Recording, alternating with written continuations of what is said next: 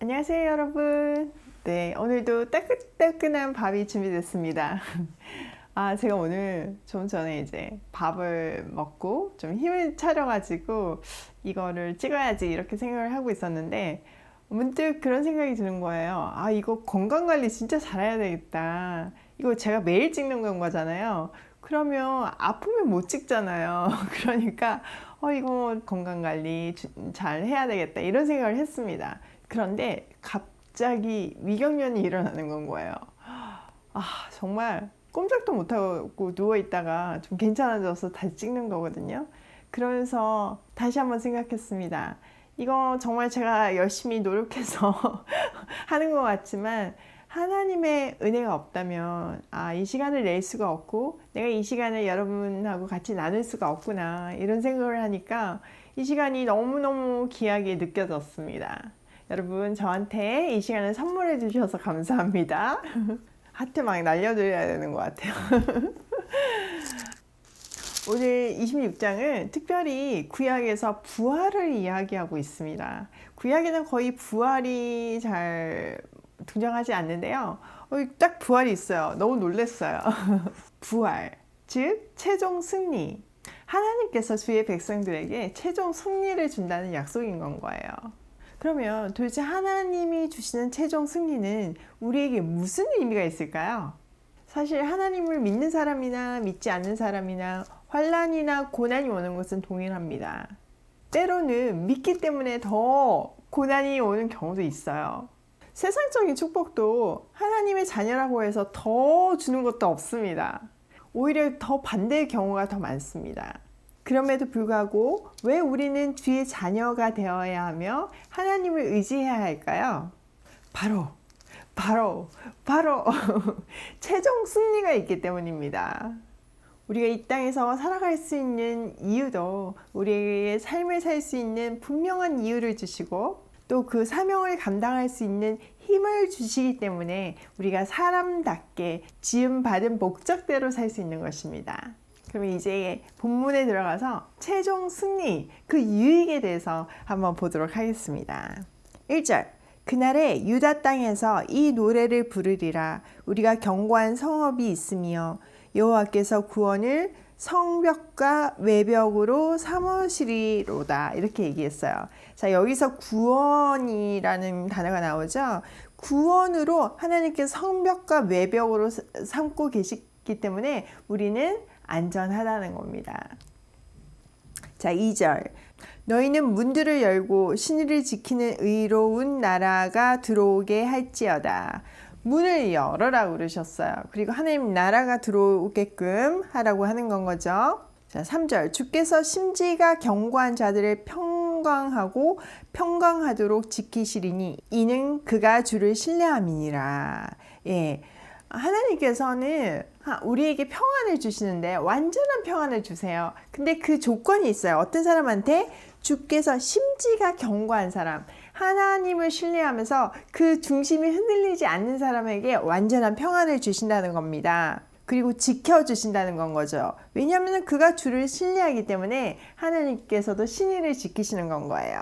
평강을 한결같이 주님을 사랑하고 순종하는 사람에게 주시는 특권인 것입니다. 자, 이 엄청난 평안을 맛본 사람은요, 큰 소리로 외칠 수밖에 없어요.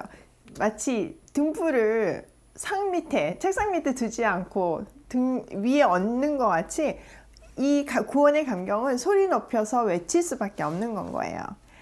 4절, 너희는 여호와를 영원히 신뢰하라. 주 여호와는 영원한 반석이심이로다. 영원한 반석이신 하나님을 찬양하는 건 거죠.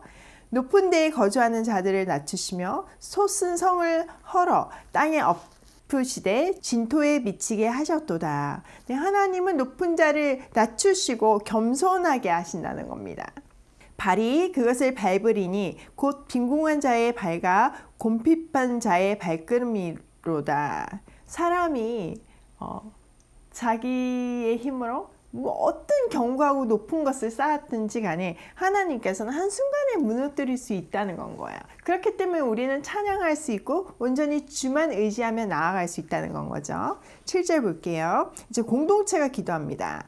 의인의 길은 정직하며 정직하신 주께서 의인의 첩경을 평탄하게 하시도다. 이렇게 얘기하고 있어요. 즉 구원은 우리에게 무엇인가를 보상을 하고 우리가 바라는 것을 채워주고 세상의 복을 가져다주는 요술지팡이가 아니라 신뢰와 믿음을 견고하게 해서 우리가 올바른 삶을 살도록 하는 겁니다.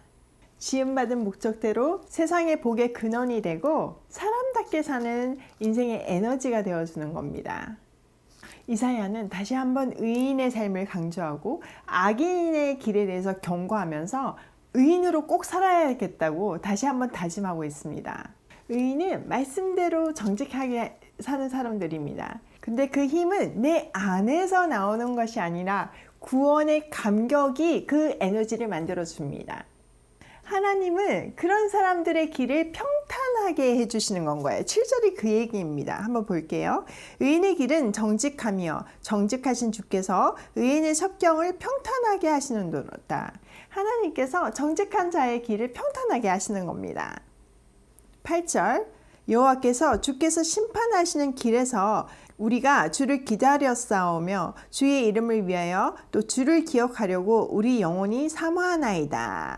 그러므로 주님만이 그들의 희망인 것입니다. 세상이 아무리 깜깜하고 험난하다 하더라도 주님이 열어주시는 길을 가본 사람들은 그 무엇 앞에서도 평안할 수 있는 것입니다. 자, 9절 한번 볼게요. 밤에 내 영혼이 주를 사모하였사온즉 내 중심이 주를 간절히 구하오리니 이는 주께서 땅에서 심판하시는 때에 세계의 거민이 의를 배움이니라. 이렇게 얘기하고 있습니다. 우리가 이렇게 살고 있으면 주님께서 심판하시는데 세상이 비로소 의가 무엇인지를 깨닫게 된다는 건 거예요. 우리를 통해서 의를 배운다는 겁니다. 마치 새벽별이 방향을 가르쳐 주는 것 같이 우리의 삶이 세상을 옳은 대로 돌아오게 만드는 건 거예요. 너무 신나지 않습니까? 자, 10절 볼게요. 악인은 은총을 입을지라도 의를 배우지 아니하며 정직한 자의 땅에서 불의를 행하고 여호와의 위엄을 돌아보지 아니하는도다. 그러니까 악인은 참 너무 안타까운 거가 은총을 입었는데도 의를 배우지 않고 정직한 땅에서 불의를 행하고 하나님의 위엄을 돌아보지 않는 건 거예요. 한마디로 말해서 하나님을 무시하고 자기 소견에 옳은 대로 사는 삶이 악인이라는 겁니다.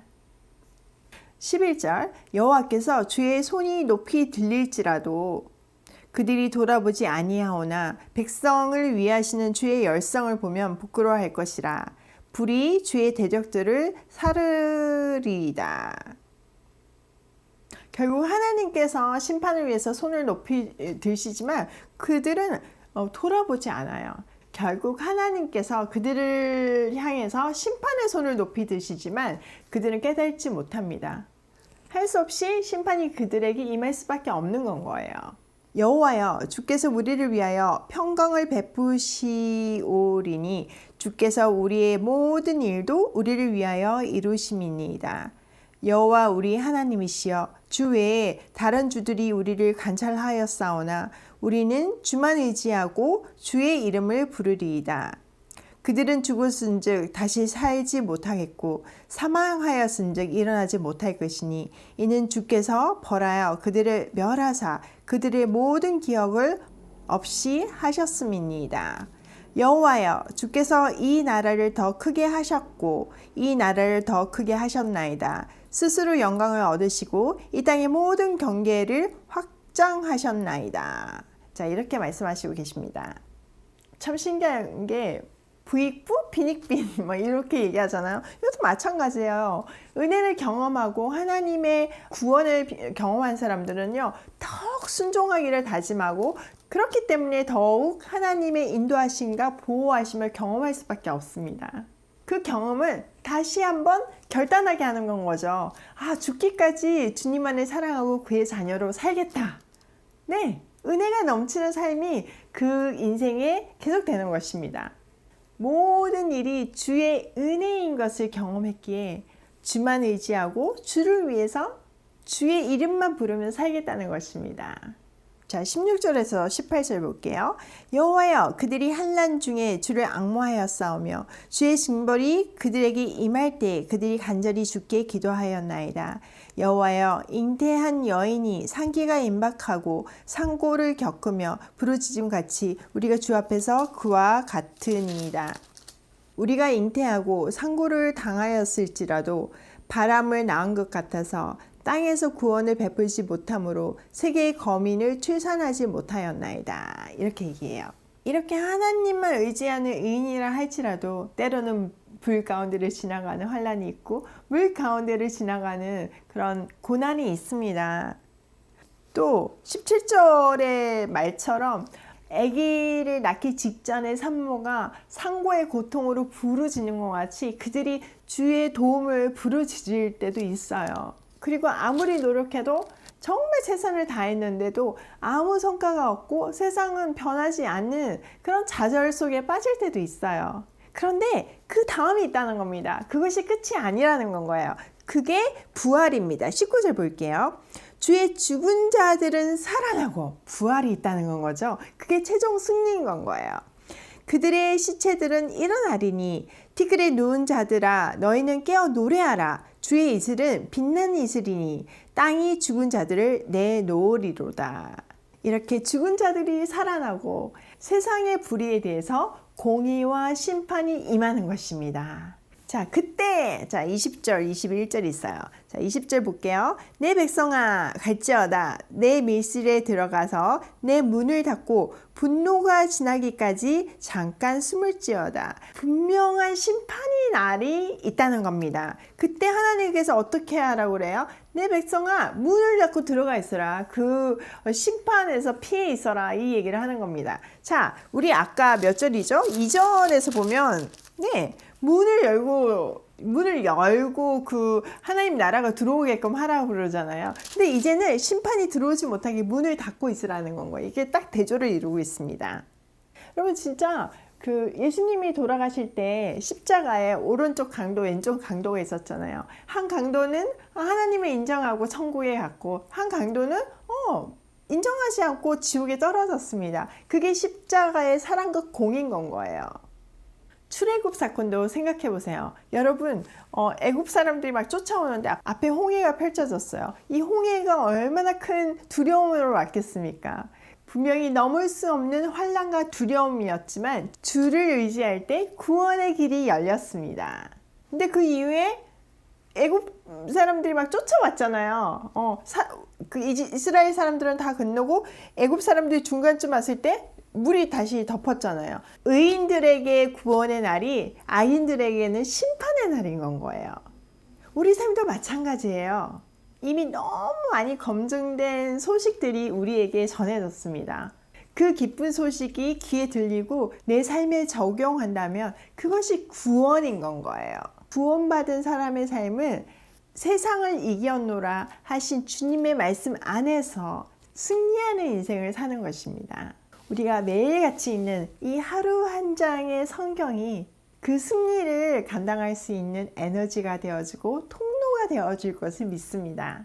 오늘도 주님의 영원한 승리 안에서 승전가를 부르면서 고고싱이에요.